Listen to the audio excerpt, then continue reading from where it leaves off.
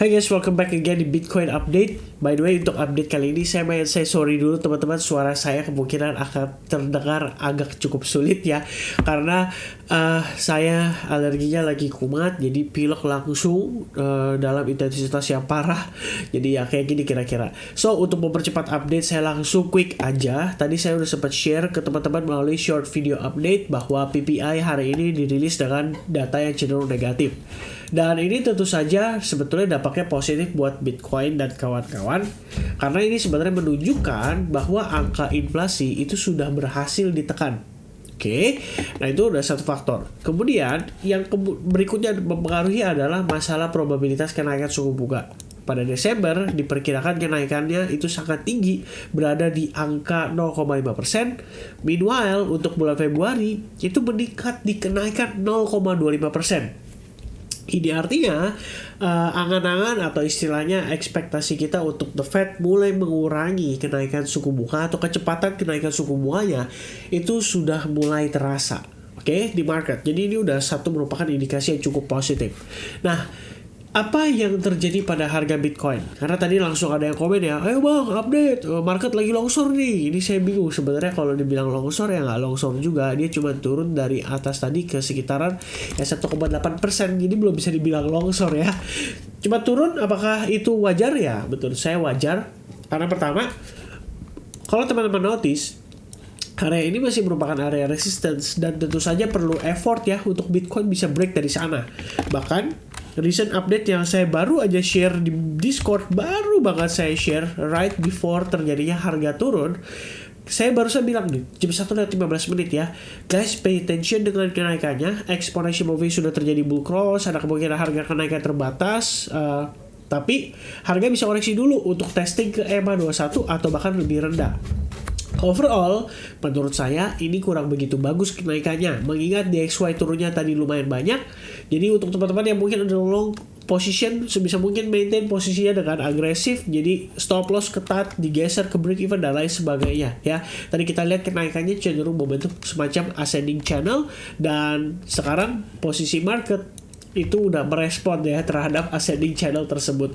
Penurunan terjadi dan mudah-mudahan Bitcoin bisa bertahan antara di 0,5 atau di 0,618% Fibonacci retracement. Jadi istilahnya sewajarnya market bergerak seperti ini ya, jadi dia baru kemudian naik lagi.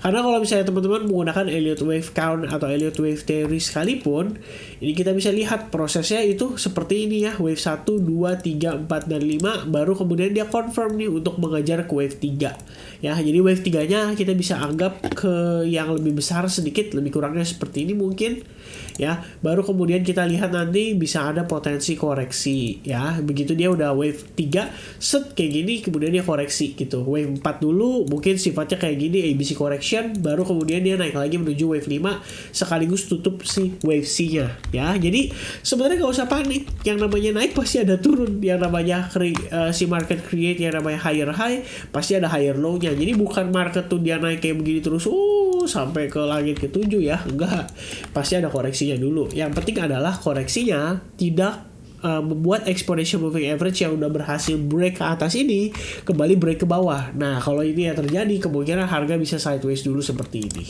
Oke, jadi sebetulnya sentimen masih cenderung positif, tapi teman-teman juga perlu ingat kasus yang kemarin FTX itu masih memberikan pengaruh terhadap market. Jadi kita nggak bisa bilang even istilahnya dolarnya cenderung mendukung untuk Bitcoinnya kembali menguat, tapi kita nggak bisa bilang kita bisa totally betul-betul back to bullish ya, karena problemnya sekali lagi dari faktor internalnya itu kita punya masalah, dan masalah ini belum selesai. Oke.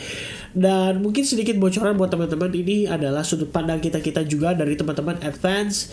Kita ngelihat ada beberapa coin yang decentralized exchange atau DeFi seperti Uniswap atau Pancake atau Cake ya, itu mungkin bisa dipertimbangkan, mengingat dengan posisi centralized exchange atau CEX ya, CAX ya, itu sekarang lagi CEX ya, itu sedang mengalami masalah krisis kepercayaan. Jadi ada kemungkinan masyarakat atau para pelaku pasar itu bisa kembali ke DEX atau Decentralized Exchange. Jadi dia menggunakan metode tradisional, yaitu swap peer to peer ya, kira-kira seperti itu.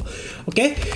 Jadi sorry banget sekali lagi teman-teman, saya nggak bisa update banyak karena situasi saya kurang begitu sehat, kurang begitu baik ya untuk kita bisa menyampaikan secara lengkap.